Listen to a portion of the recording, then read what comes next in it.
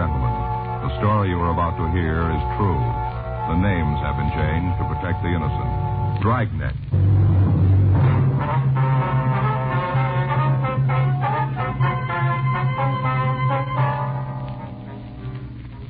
You're a detective sergeant. You're assigned a robbery detail. For the past 3 weeks, a strong-arm hold-up man has been terrorizing the downtown area. You've got a description of the thief and a method of operation for him. Your job, find him.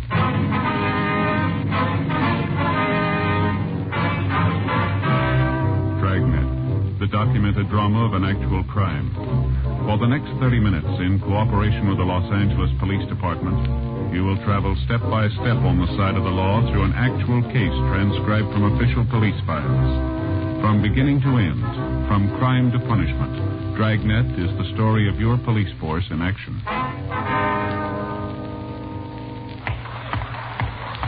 It was Monday, May 3rd. It was warm in Los Angeles. We were working the night watch out of robbery detail. My partner's Frank Smith. The boss is Chief of Detectives Thad Brown. My name's Friday. I was on the way back to the office. It was 4:02 p.m. when I got to room 27. Robbery. Hi, Joe. Hi. Jim, how's it going? Pretty good. What do you got here? It's a new gimmick they're trying. What's it do? Suppose let all of us in the room hear what comes over the hotshot phone. You mean without picking it up, huh? Yeah. Hmm? How's it work? Well, look, I'll show you. See, this knob here is the volume control. Mm-hmm. You just turn it on, put the phone on it, like this. You have to adjust this little gizmo so it fits the earpiece. That's all there is to it. Mm-hmm. Where do we hear it? Through that speaker over there. Uh-huh. We got another one hooked up in the squad room. Well, we ought to be able to hear it any place then, huh? Yeah. You don't have to get up and pick up the receiver. You can hear the whole call. Should make it a lot easier. We going to keep it? We're just trying it out. The way it looks, we'll leave it in. Ought to save a lot of steps. Yeah. It's called a phonodeck, huh? Yeah, works good. Lot better than trying to juggle a phone on your shoulder and write at the same time. And the desk man doesn't have to repeat what's said to everybody in the room. That's all right. I only got one question. What's that? Wilson and Market Street, southeast corner, 211 and Slugging. Never mind. I just got the answer. Huh? It works. Wilson and Market Street, southeast corner, 211 and Slugging.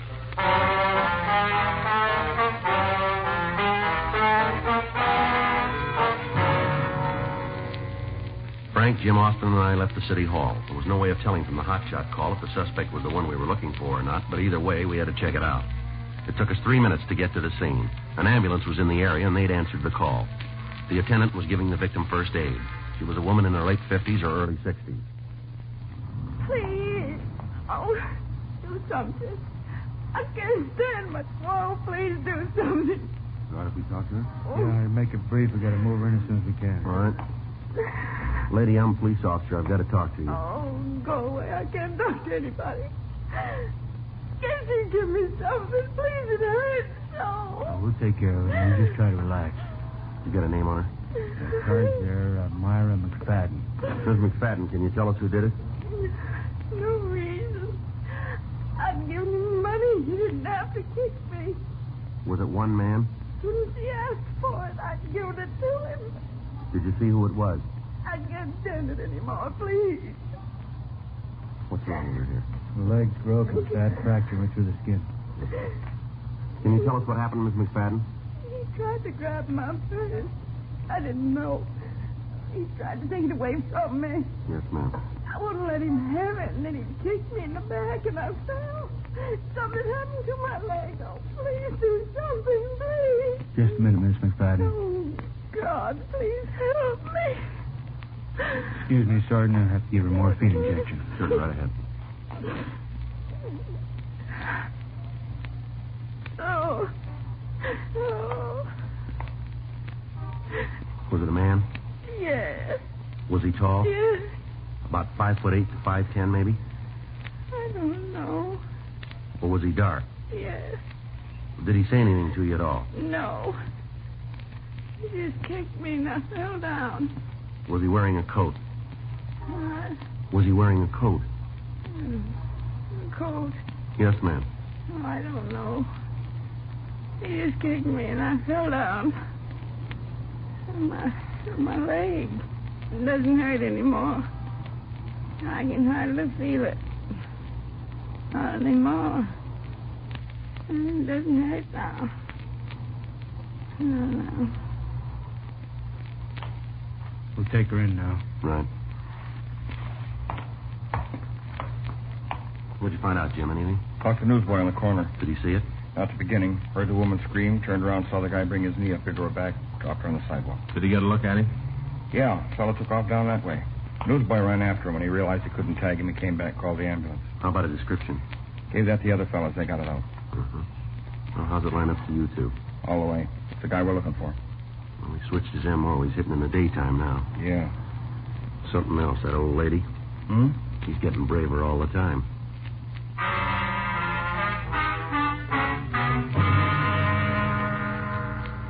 We talked to the witness. From what he told us about the suspect, it was the same person we were after. There was only one change in his method of operation. Instead of waiting for darkness, he was now hitting in the daylight hours.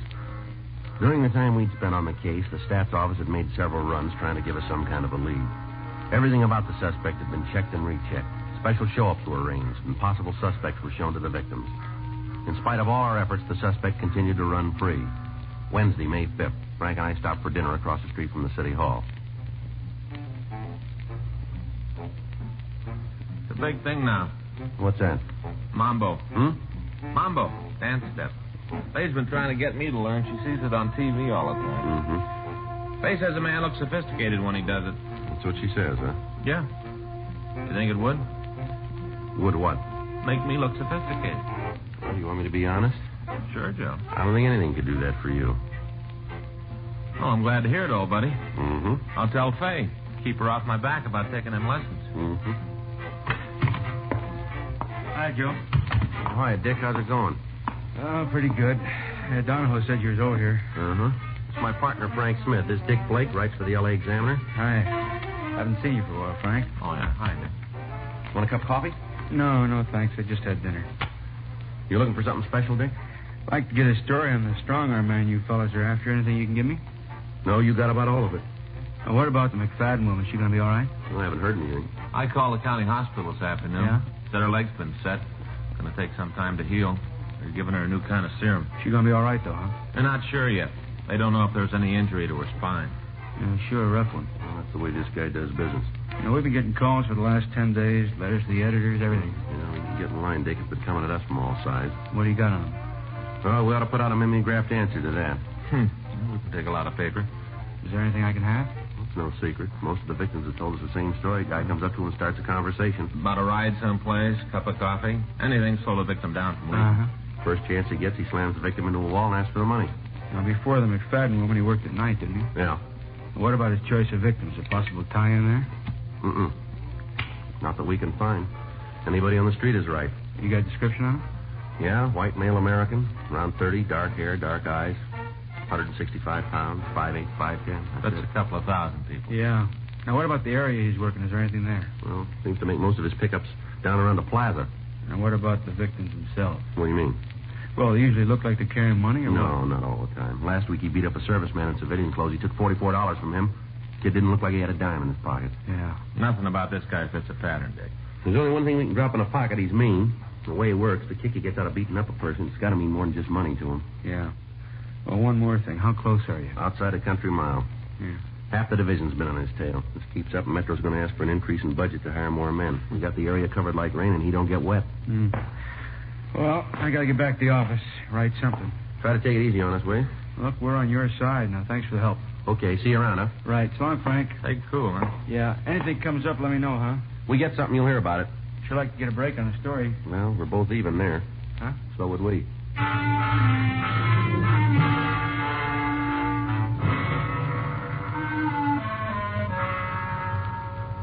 For the next week, the patrol of the streets continued. The strong-arm bandit hit 3 more times. Each time, the victim and the witnesses gave us the same description. It matched the suspect we were looking for.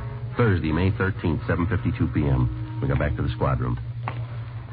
Anything come in? Yeah, kick back on Whitey. How's it look? No good. What do you mean? Well, according to Bratton, he's been in jail for the last 2 months. Yeah? He's waiting for trial in Stockton. What does it say what he fell for? Armed robbery. Graduated, huh? Yeah, looks like it. I get it. Robbery Friday. Hello? Yeah, well, could you speak up? I can't hear you. Yeah, that's better. How's that? Well, what was that name again? Yeah, well, now give me your name. No, we can't do much with that. What do you got? Fellow says the name of the strong-arm bandit's Benny Jessup. Well, what about the person who called? Hung up. Anonymous, huh? Yeah. What do you think? That was one way to find out. Yeah? Ask Benny Jessup.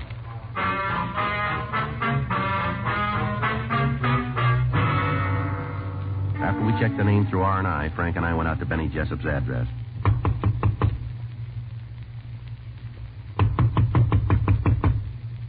Hello? Who is it? Benny Jessup? What do you want? You Benny Jessup?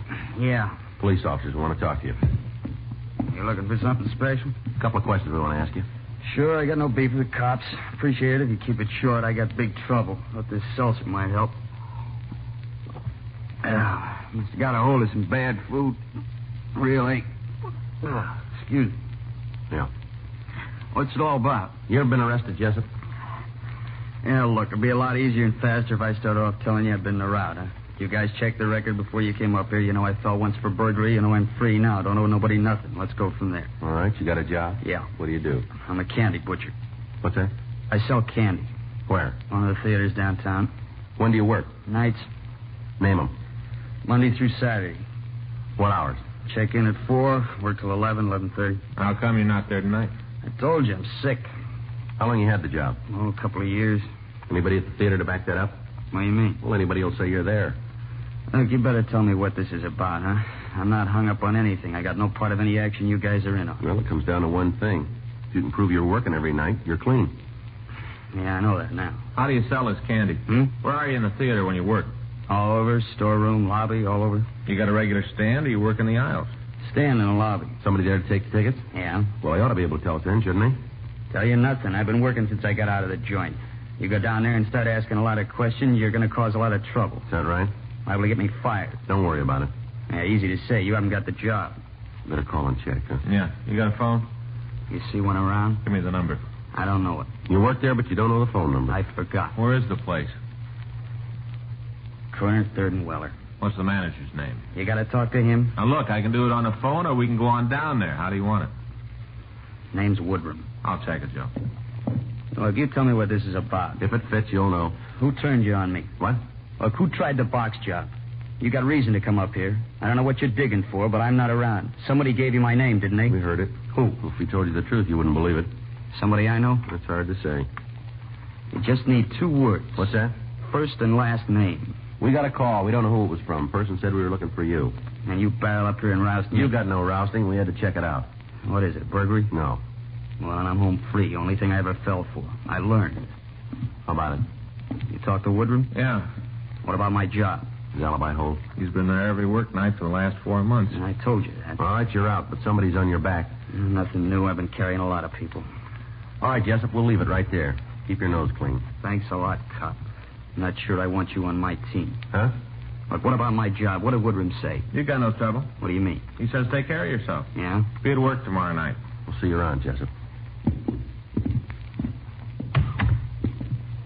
I didn't tell him everything. What? I talked to the manager on the phone. He filled me in. Yeah. You know the guy who called you?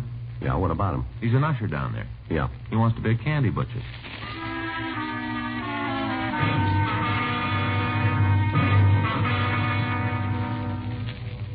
Frank and I left Jessup and went downtown to talk to the theater manager in person. He verified the fact that Jessup had been at work during the hours of the robberies. Other people who worked in the theater were questioned. Their statements ruled out Jessup as our suspect. Another day went by. There were several strong-arm robberies in the downtown area, but none with the same viciousness used by our suspect. Saturday, May 15th, Frank and I got back to the office. Hi, Joe. Frank. Jim? Hi. What do you got there? Talked to Skipper this afternoon. Had a meeting with Chief Brown. Yeah. They drew the line, said we got to come up with something. Well, we got half the men at Metro working on it now. All the streets are covered. There's not much more we can do. The guy's got to make a mistake. All we need is a little time. Skipper just cut off the supply. Well, you have any ideas? Yeah, I've been going over it. Take a look at this map. Mm-hmm. Most of the strong arms have been taking place in this area. Yeah. We've had cars here, along here, and covering the alleys in here. Mm-hmm. But suppose we put our own men in that area on foot. Decoy system, huh? Yeah, only thing we haven't tried. Well, it might work. Something to do. How do we set it up? Guy makes most of his pickups around the plaza, right? That's right. Then we start from there. Each night, one of us walks around the streets, try to pick the guy up. Other two follow in a car. What's the captain think of the idea? Haven't talked to him yet. He can't beef. It's a possibility. When do we start? How about tonight? Well, let's go. Wait a minute. Who's going to do the walking? Doesn't make a lot of difference. How about flipping a coin? All right. Odd man? Fine. That's one you didn't get, Joe. Yeah. I win. I hope so.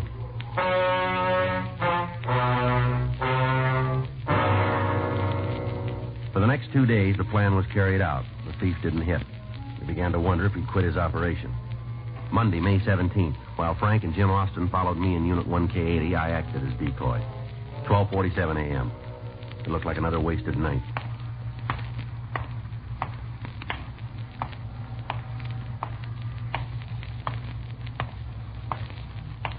You got a match? Yeah. How about a cigarette? Sure. All right, how about a light? Yeah. Come, give me your wallet. Try and take it, huh? Sidney! Sidney! All right, fella, where are you going? Let me go. Okay. Get up there. Get your hands against the wall. Come on, move. All right, now get your hands in back of you. All right. Come on, don't shove, cop. Just do as you're told. It'll save you a lot of trouble. Jim? Yeah, here you go. All right, you. Hands down. Turn around.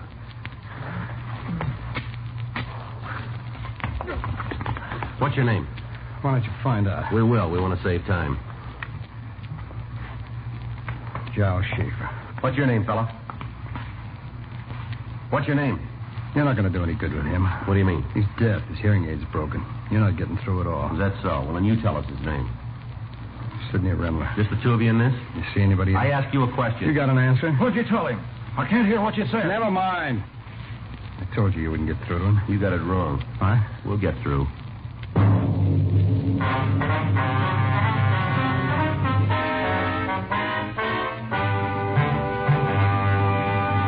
You are listening to Dragnet, the authentic story of your police force in action.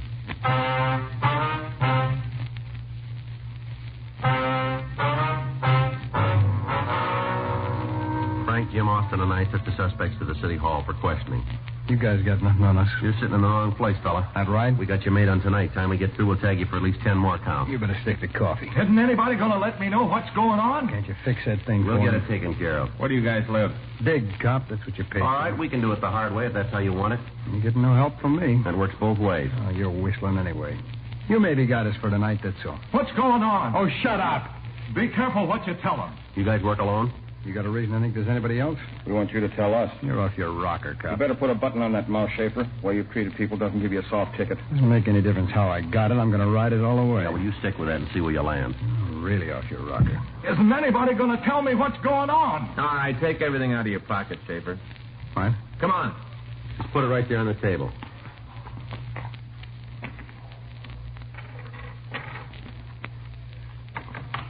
A lot of paper there. You always carry that much money? Yeah. How much is there? I don't know. You must have some idea. All right, maybe $300-400. You work for a living? No, Where'd you get the money? from a bank. What'd you use to take it out? What? A gun or a pen? I didn't steal it if that's what you're trying to build. A lot of money. How'd you get it? My old man left it to me. Well, you don't work at all then, huh? No, I don't believe in it. How about him? No, he doesn't work either. What did he say about me?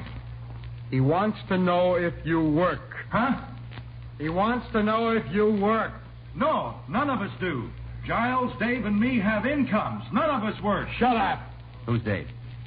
I don't know. Now, look, we're about through playing games with you. You come in here like you're 12 feet tall and try to throw your weight around. Well, it isn't going to work. The sooner you realize it, the better it's going to be for you. Now, how about it? Who is he? You know we'll come up with it. How much do you think he'll do to get you out of here? What he can. No, that's not going to hold your stuff. You can call it two ways, easy and yours. Now, which is it going to be? How about it? What do you want to know? This Dave, what's his full name? Santel. Was he with you in all the robberies? Yeah. What about tonight? Stayed home. Why? He set up all the others. We figured we'd pull this one by ourselves. Where's he now? I don't know. Home, I guess. Where's that? An apartment out on Fountain. That's in Hollywood? Yeah. What's the phone number? What are you going to do? Just give me the phone number, will you? Hollywood 98844. I'll dial it. You just talk. You going to use the gadget, Joe? Yeah, we might as well. right. We can all listen.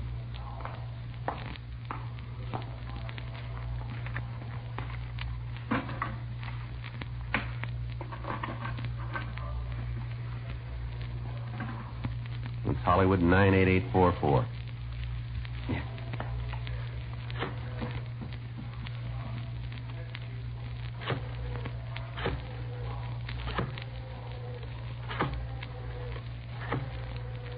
And when he answers, you just talk right into that thing.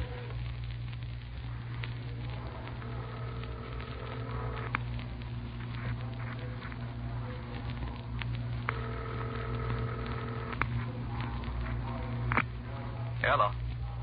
Hello, Dave? Yeah, this you, Joss? Yeah. Sydney with you? Yeah. How'd it go? Pretty good. You coming home right away? Yeah. I'll go out and get some beer. I should be back by the time you guys get in. Okay, Dave. We'll see you. As soon as you get home, we'll have a celebration, huh? Yeah, sure. Hey, I tell you what, I'll give the girls a call. Sound all right to you? Yeah, it's fine. Oh, one thing, though. What's that, Dave? You know that Helen always got a couple of crow girlfriends around her. You better stop on the way home, huh? What for? Well, see if you can pick up a couple more guys.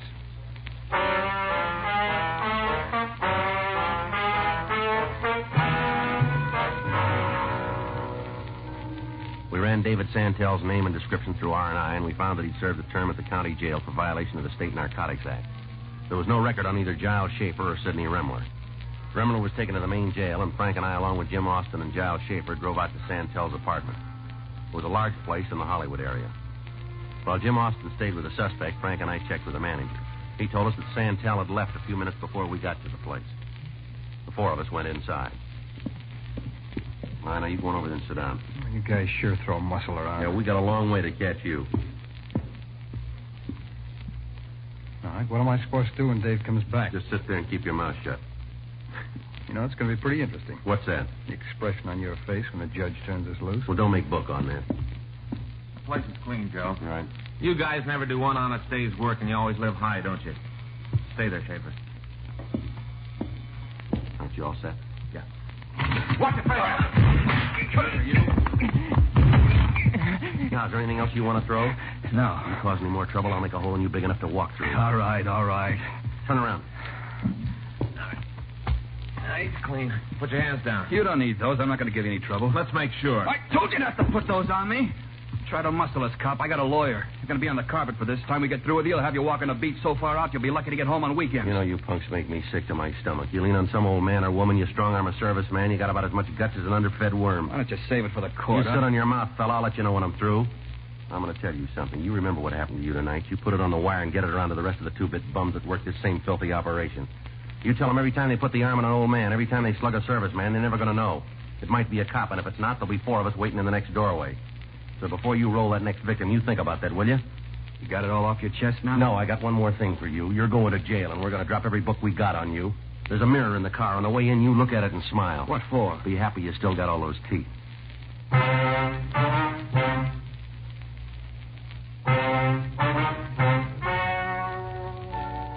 story you have just heard is true.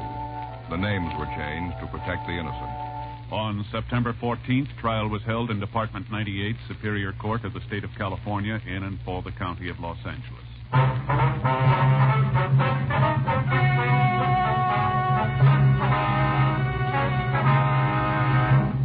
Giles Herbert Schaefer, David Arthur Santel, and Sidney Thomas Remler were tried and convicted of robbery in the first degree, 14 counts, and received sentence as prescribed by law.